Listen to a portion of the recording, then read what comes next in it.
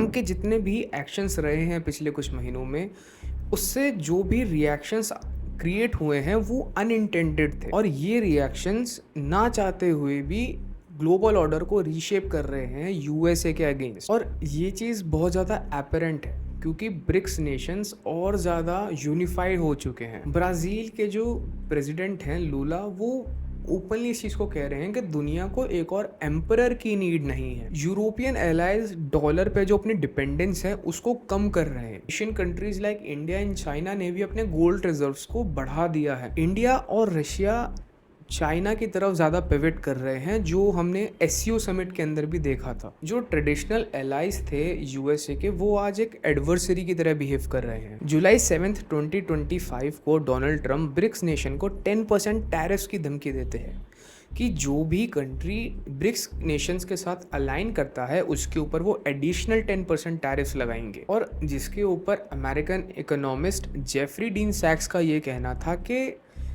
इस single move की वजह से उन्होंने ब्रिक्स नेशन को इस तरीके से एक साथ ला दिया है जो कभी पहले नहीं हुआ था। जो anti America alliance Donald Trump prevent करना चाहते थे, उन्होंने जाने अनजाने वही क्रिएट कर दिया। और ना कि सिर्फ इंडिया, चाइना, रशिया का आपस में ट्रेड इम्प्रूव हुआ है, बल्कि इंडिया और रशिया के बायलैटरल रिलेशनशिप्स भी बहुत ज़्यादा इम्प्रूव हुए हैं, जहाँ पे इंडिया ने अपना ऑयल ट्रेड सिग्निफिकेंटली बढ़ा दिया है। और रिसेंटली व्लादिमीर पुतिन ने अपने पार्लियामेंट के अंदर जो बातें कही थी भारत को लेकर के, रशियन कंपनीज़ को, रशियन इंडस्ट्रीज़ को इन्वेस्ट करने की नीड है भारत के अंदर, कि अगर भारत टैरिफ की वजह से अपने सामान को यूएसए में और बाकी कंट्रीज़ में नहीं बेच पा रहा है तो वो रशिया ख़रीदने को रेडी है, चाहे हम इंडियन एग्रीकल्चर की बात करें या फिर इंडियन मेडिसिन्स की। फ्रांस की साफरान और रशिया दोनों भारत के साथ मिलकर जेट इंजन्स पर काम करना चाहती है,